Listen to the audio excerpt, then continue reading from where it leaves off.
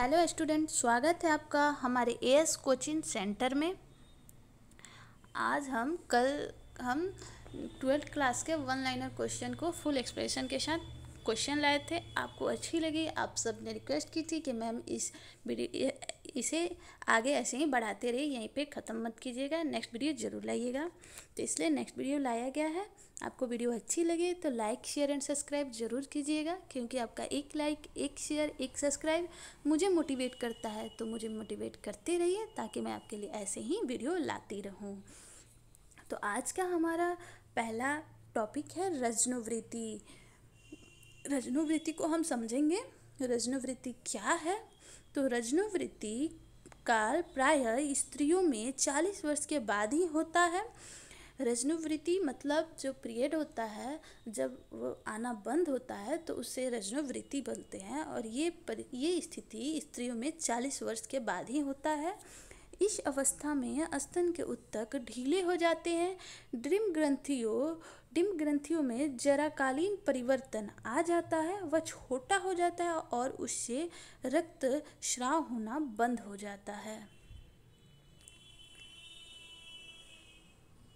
आपको इसका पीडीएफ चाहिए तो डिस्क्रिप्शन में दिए गए टेलीग्राम लिंक पर ज्वाइन हो जाइए, वहाँ आपको इसके सारे पीडीएफ मिल जाएंगे। इसके ही नहीं, मेरे जितने भी वीडियो हैं उन सब के आपको पीडीएफ मिल जाएंगे।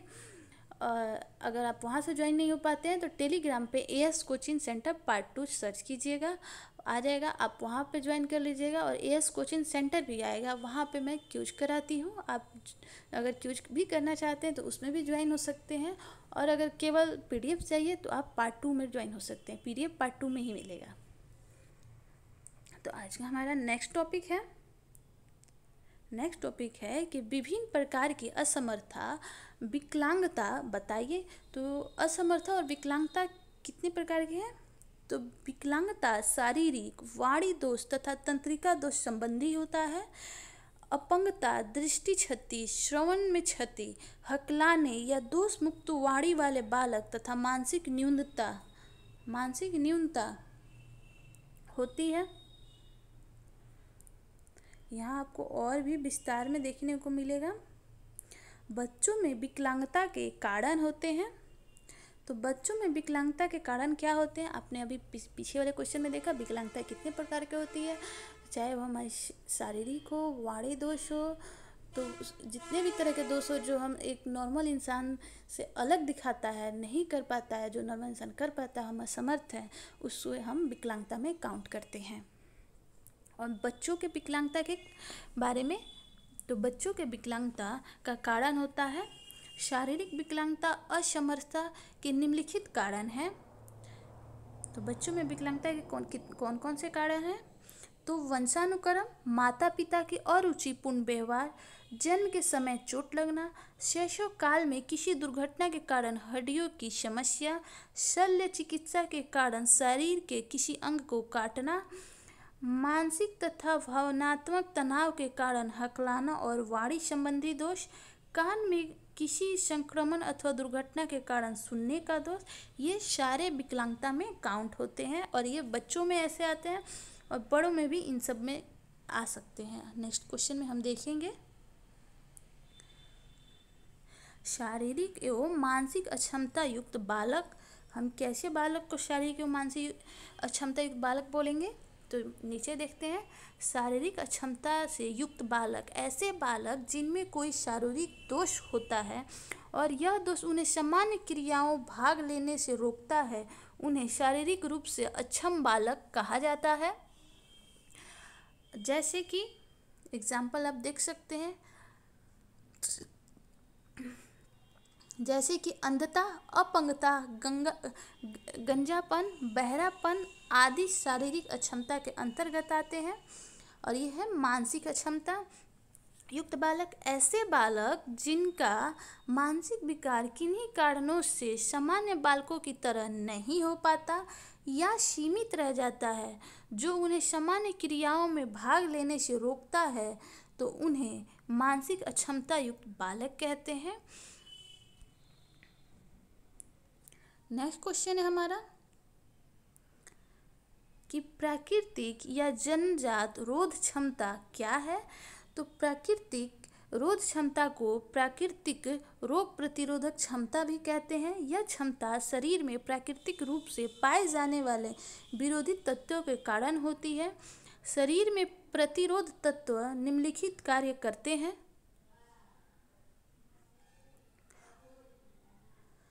रोगाणुओं का शरीर में प्रवेश रोकते हैं।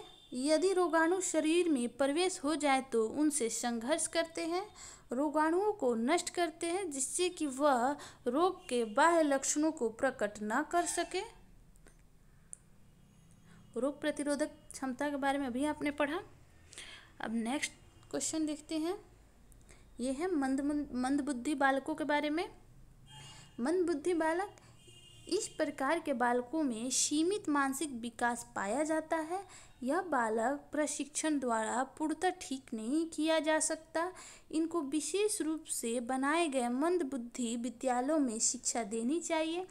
ऐसे बालकों के लिए प्रशिक्षित शिक्षक तथा विशिष्ट कार्यक्रमों के लिए किया जा सकता है तथा सामान्य बालकों के विद्यालय में विशिष्ट कक्षाएं खोलकर भी इनको प्रशिक्षित किया जा सकता है।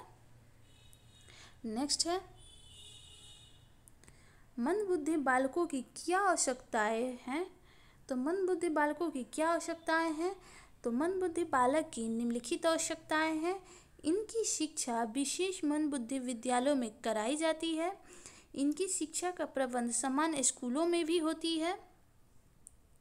इसके लिए प्रशिक्षित शिक्षक एवं विशिष्ट कार्यक्रमों का प्रबंध किया जाता है।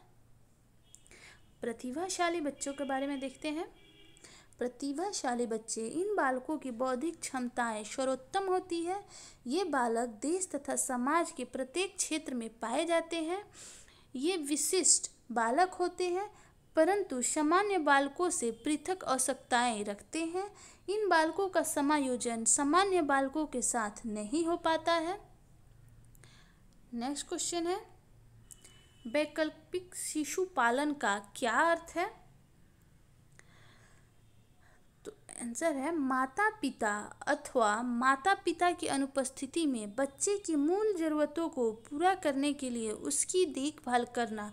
उसकी देखभाल या पालन की सुविधा घर में भाई बहन तथा संबंधियों द्वारा व घर के बाहर क्रेच व डे केयर केंद्रों दोनों जगहों पर हो सकती है।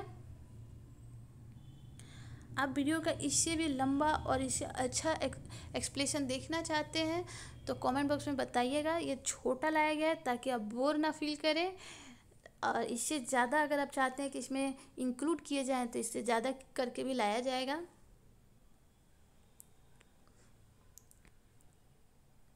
नेक्स्ट है कि बाल अपराध में बालक का व्यवहार क्या है।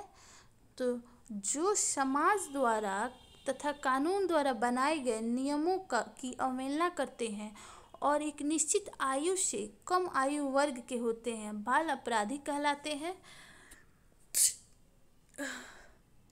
बाल अपराध में बालकों को निम्नलिखित व्यवहार सम्मिलित होता है। अवज्ञा, चोरी करना, मारपीट, यौन अपराध, आत्महत्या, झूठ बोलना, मद्यपान, ये सारे बाल अपराध में आते हैं। हड़ताल करना, विद्यालय से भागना, धोखा देना, बेईमानी करना, आवारागर्दी करना, तोड़फोड़ करना, कक्षा में हंसना और सीटी बजाना। हंसना मतलब बेवजह हंसना। नेक्स्ट है कि सुपोषण एवं कुपोषण में अंतर स्पष्ट करें। तो सुपोषण और कुपोषण में क्या डिफरेंट है ये यहाँ पे हम देखेंगे। तो सुपोषण, जब भोजन द्वारा मनुष्य को अपनी आवश्यकता अनुसार सभी पोषक तत्व उचित मात्रा में मिलते हैं तो ऐसी स्थिति को सुपोषण या उत्तम पोषण की स्थिति कहते हैं। उत्तम पोषण द्वारा ही व्यक्ति का स्वास्थ्य उत्तम ग्रहण करता है। कुपोषण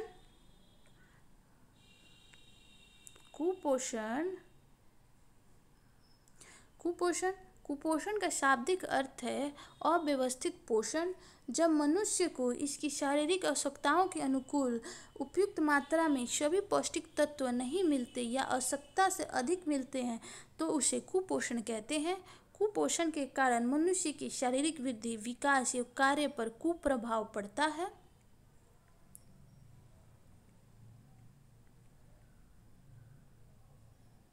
ये सुपोषण और कुपोषण के बारे में आपने देखा। अब ये है पूर्ण पोषण तथा सूक्ष्म पोषक तत्व। पूर्ण पोषण और सूक्ष्म पोषक तत्व। तो पूर्ण पोषक तत्व शरीर द्वारा बड़ी मात्रा में आवश्यक पोषक तत्व होते हैं, जैसे कि कार्बोहाइड्रेट, वसा तथा प्रोटीन। कार्बोहाइड्रेट, वसा तथा प्रोटीन के बारे में आपको बहुत बार बताया जा चुका है। आप कमेंट बॉक्स में ये बताएंगे कि कार्बोहाइड्रेट, वसा तथा प्रोटीन, इससे हमें कितनी ऊर्जा मिलती है और सबसे ज़्यादा इन तीनों में से कौन हमें ऊर्जा प्रदान करता है। तो पूर्ण पोषण तत्व शरीर द्वारा बड़ी मात्रा में आवश्यक पोषक तत्व है, जैसे कार्बोहाइड्रेट, वसा तथा प्रोटीन। और सूक्ष्म पोषक तत्व शरीर द्वारा छोटी मात्रा में आवश्यक पोषक तत्व होते हैं, जैसे कि विटामिन तथा खनिज लवण। नेक्स्ट है अति पोषण से क्या समझते हैं। तो अति पोषण अत्यधिक आहार ग्रहण करने की वह अवस्था जिसमें मोटापा हो जाता है, उच्च रक्तचाप, पथरी, कैल्शियम के अत्यधिक सेवन से पथरी रोग होता है तथा हृदय संबंधी अन्य रोग हो जाते हैं, अति पोषण कहलाते हैं। यहाँ तक कि आयोडीन व लौह तत्व की अधिक मात्रा लेने से एक्सोप्लेथेमिया तथा हाइपरसाइथीमिया हो जाता है। अति पोषण के कारण निम्नलिखित हैं। अति पोषण के कारण निम्नलिखित है अधिक भोजन ग्रहण करना, उच्च आर्थिक स्तर और खाने की त्रुटिपूर्ण आदतें। नेक्स्ट है कि पोषक तत्व क्या है, इनके कार्य क्या है। तो पोषक तत्व देख ले। पोषक तत्व जो हमारे शरीर की आवश्यकताओं के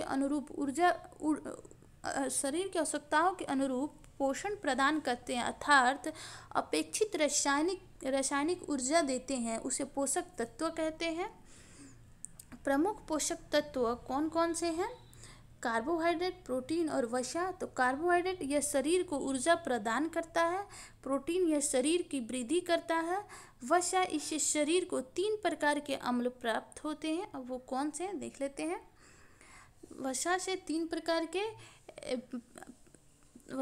प्रकार के अम्ल प्राप्त होते हैं, वो है लिनोलोनिक तथा आर्किडोनिक। शरीर में घुलनशील विटामिनों के अवशोषण के लिए इसकी उपस्थिति आवश्यक है। नेक्स्ट है कैल्शियम, यह अस्थि के विकास एवं मजबूती के लिए आवश्यक है। फास्फोरस, यह भी अस्थि के विकास के लिए आवश्यक है।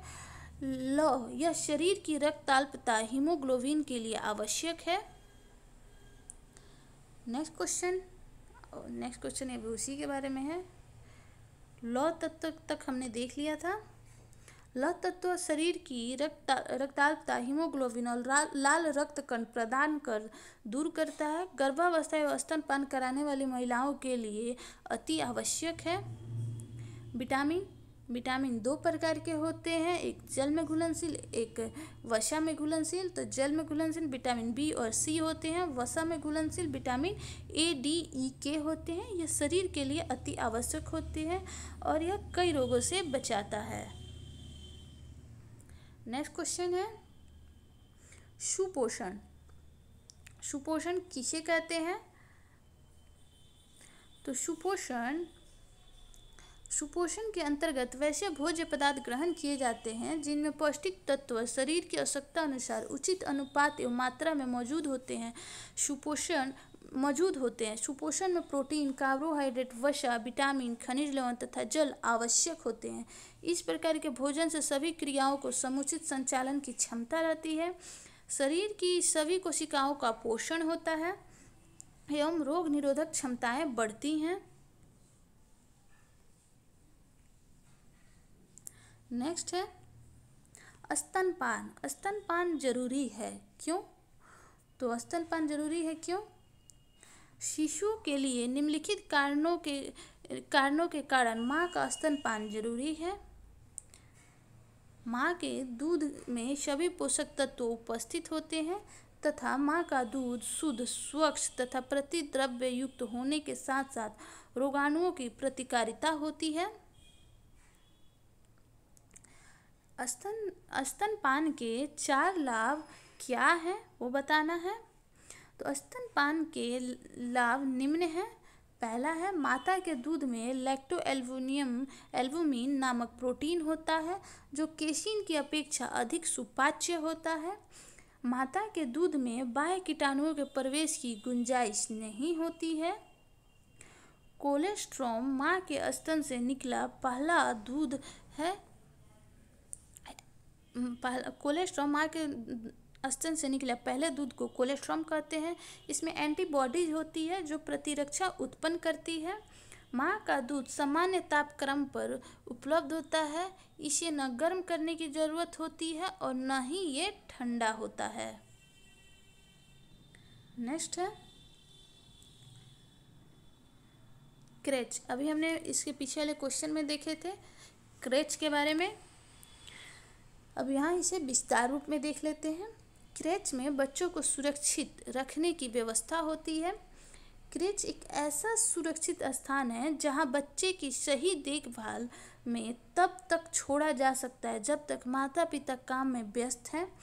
क्रेच में 3 वर्ष से तक के बाद बच्चों को रखा जाता है।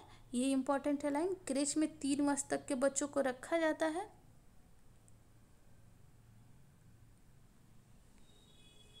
अनौपचारिक शिक्षाएं। अनौपचारिक शिक्षाएं वे महिलाएं जो ग्रामीण क्षेत्र व पिछड़ी जनजाति की हैं उन्हें अनौपचारिक शिक्षा प्रदान की जाती है। उन्हें ऐसे तरीके से सिखाए जाते हैं जो परिवार की आय बढ़ाने में सहायक हो।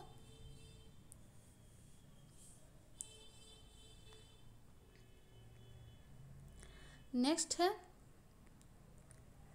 अनौपचारिक, तो हम देख ही लिए। वृद्धि तथा विकास को प्रभाषित करना है। वृद्धि किसे बोलते हैं? 1 मिनट।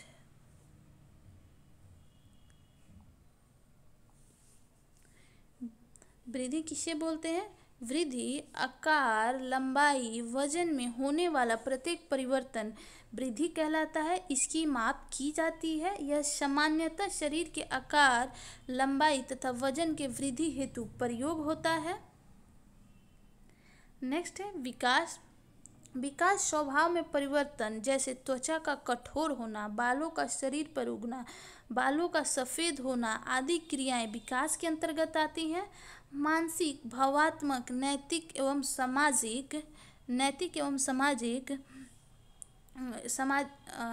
सामाजिक आदि पक्षों में विकास होते हैं। विकास की विभिन्न अवस्थाएं होती हैं जो एक दूसरे से संबंधित होती हैं। तो यहाँ आपने वृद्धि देखा, यहाँ आपने विकास देखा। विकास और वृद्धि के डिफरेंट आप अच्छे से समझ गए होंगे कि वृद्धि किसे कहते हैं और विकास किसे कहते हैं। नेक्स्ट क्वेश्चन है विश्व स्वास्थ्य संगठन WHO से आप क्या समझते हैं? तो इसके बारे में देख लेते हैं। ये बहुत इंपॉर्टेंट क्वेश्चन है, इसके बारे में अक्सर क्वेश्चन आते हैं। नेक्स्ट है विश्व स्वास्थ्य संगठन WHO। विश्व स्वास्थ्य संगठन की स्थापना 1948 में कुपोषण निवारण हेतु की गई, जिसके 148 देश सदस्य हैं।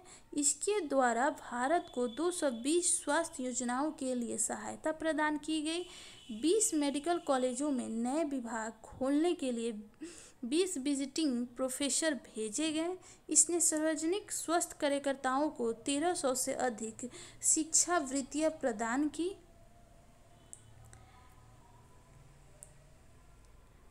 नेक्स्ट क्वेश्चन है संक्रामक रोग किसे कहते हैं? इसके फैलने के कारण बताएं। तो संक्रामक रोग किसे कहते हैं? संक्रामक रोग ऐसे रोग जो एक दूसरे से व्यक्ति को हो जाते हैं, इसे संक्रामक रोग कहते हैं। यह सूक्ष्म रोगाणुओं द्वारा होता है तथा तीव्रता से फैलता है। संक्रामक रोग निम्नलिखित माध्यमों द्वारा फैलता है। कौन से हैं वो माध्यम? तो वो माध्यम है वायु द्वारा, जल द्वारा, भोजन द्वारा, संपर्क द्वारा, कीड़ों द्वारा तथा अन्य स्रोतों द्वारा।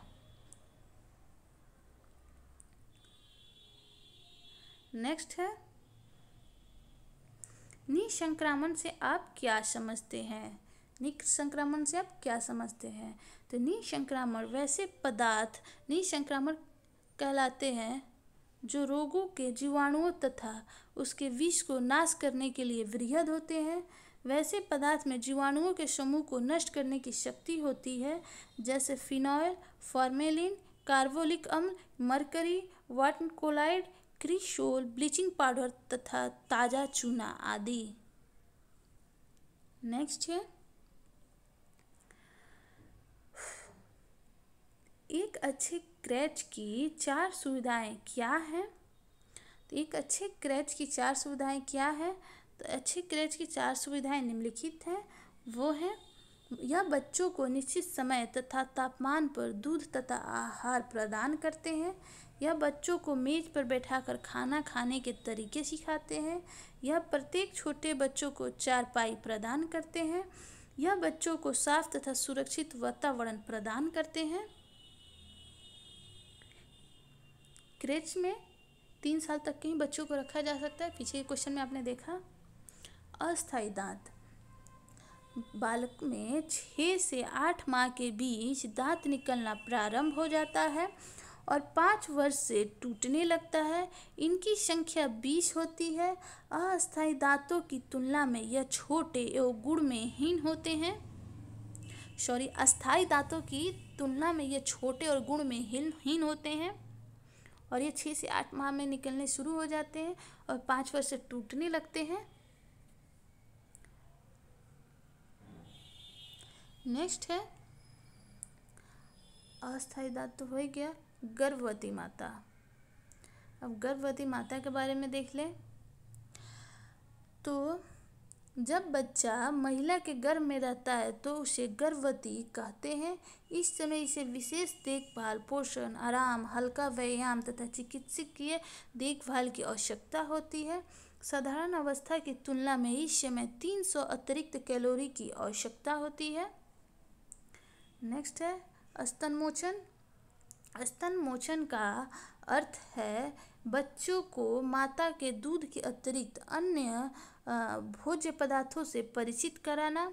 शिशु माता के दूध पर पूर्णतः निर्भर रहता है। इस अवस्था में उसे अन्य ठोस तथा अर्ध ठोस एवं पाचक पदार्थ खिलाए जाते हैं, जिससे धीरे धीरे वह माता का दूध पीना बंद कर देता है। नेक्स्ट क्वेश्चन है, रोग प्रतिरोधक क्षमता। प्रकृति ने व्यक्ति को रोगों से लड़ने की स्वाभाविक क्षमता प्रदान की है, जिसे रोग प्रतिरोधक क्षमता कहते हैं। यह 2 प्रकार की होती है। देखिए 2 प्रकार की कौन कौन सी होती है। तो प्रकृति प्रतिरक्षण और कृत्रिम प्रतिरक्षण। तो इस प्राकृतिक प्रतिरक्षण के अंतर्गत श्वेत रोगाणु द्वारा जैसे एंटीटॉक्सिन का निर्माण होता है, जो संक्रमण से बचाता है। माता का दूध, त्वचा, नाक की बाल तथा अंगों के श्लेष्मा से प्रतिरक्षण होता है। और कृत्रिम प्रतिरक्षण टीकाकरण द्वारा किया जाता है। नेक्स्ट है कोलेस्ट्रॉम।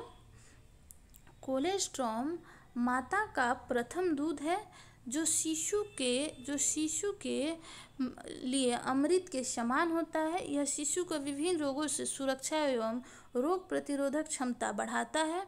कोलेस्ट्रॉम में इम्यूनोग्लोबिन्स की मात्रा दूध की अपेक्षा अधिक होती